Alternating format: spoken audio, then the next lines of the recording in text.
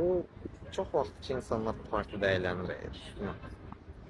Mən heç vaxt başa düşməmişəm ki, partidə spirtli içkilərdən nəyə, yəni nəyə lazımdır? Məsəl üçün, insanlar görsən ki, əllərində spirtli içki gedirlər.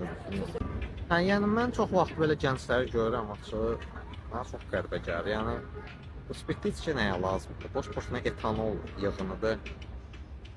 Yığırsan qarnına, beynin xarab olur.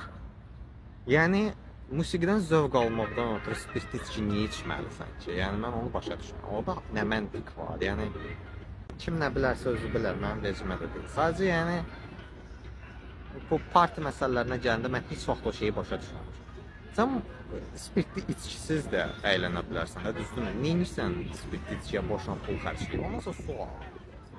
Yəni, mineral su al, onu iç də. Yəni, spirtli içki niyə içirsən ki? Yəni, başa düşmürəm. Yəni, konkret.